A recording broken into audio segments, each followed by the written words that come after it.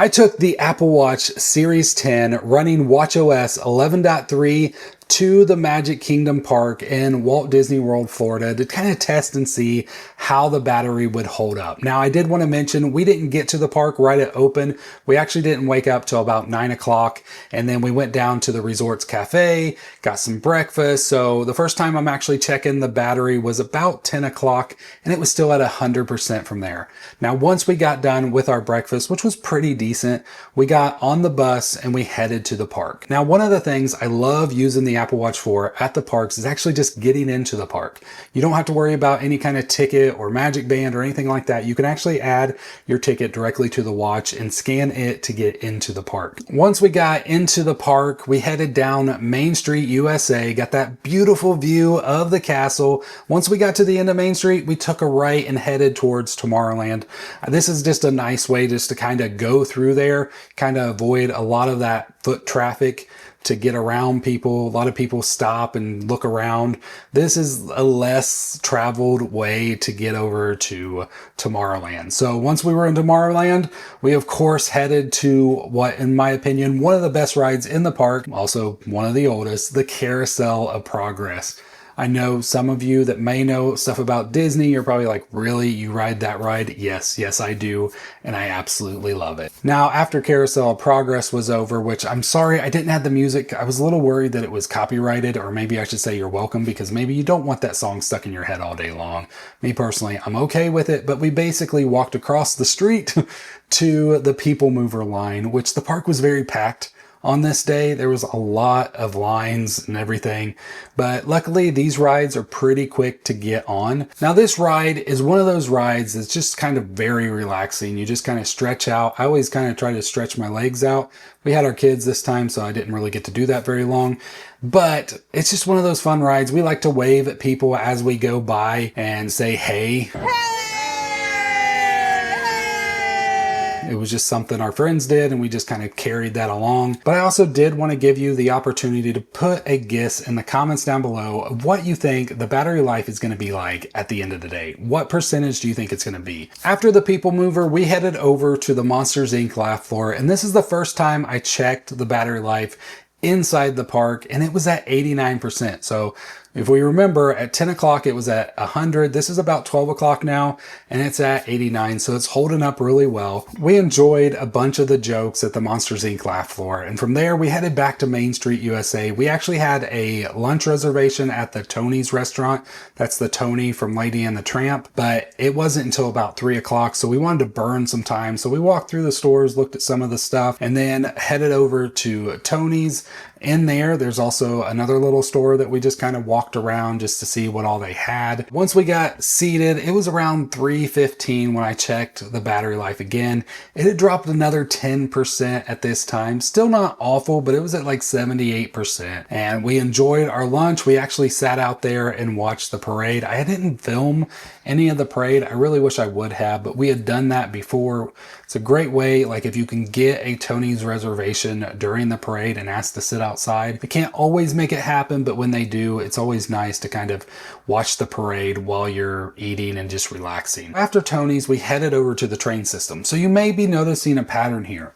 Like I said, the park was packed. So what do we do when it's packed? We enjoy as much as we can, but we hit those items that are just less crowded. We only had to wait like one train ride, and then we were able to hop on the train and head to Frontierland because we had a virtual queue for Tiana's Bayou ride, which was the old Splash Mountain. So on the train, it was about 5 o'clock, and I checked the battery life again, and it was down to 70%. So once we got off the train, we only hit one stop with the train. We got off in Frontierland, which is where Big Thunder Mountain and Tiana's Bayou ride is. We went and we rode that for the first time. The line was very long, even though we had that virtual queue pass. They're trying to limit how many people. Got a little bit wet, but not too bad. We had ponchos, and it was a lot of fun. It was interesting to see how Disney revamped the ride. And overall, the new tech that they added into the ride was really cool, seeing some of the ways they changed it up and did things differently from Splash Mountain. Now, after Splash Mountain, we walked around for a little bit, and then me and my oldest son went on It's a Small World.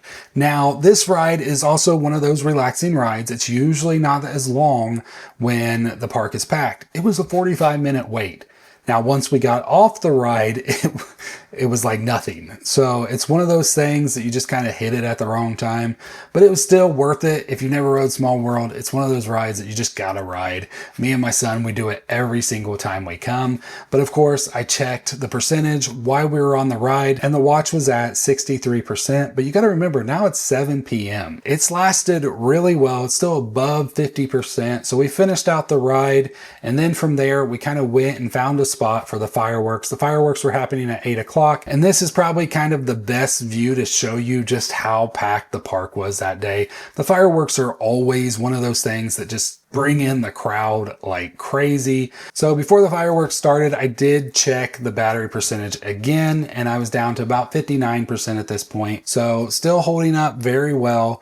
We watched the fireworks, and then we headed over to Big Thunder Mountain. If you've never rode this ride, it's just a lot of fun. The later the day gets, usually the shorter the lines get. If you ask me, the best thing to do at Magic Kingdom is just walk around the parks in the evening and just relax and enjoy. It's just so nice looking at everything, all the design, all the tech that they use, everything they do. After Big Thunder Mountain, we walked over through Frontierland to Liberty Square, and we watched the Hall of Presidents. If you haven't seen this, it's always kind of just enjoyable. It's another relaxing ride.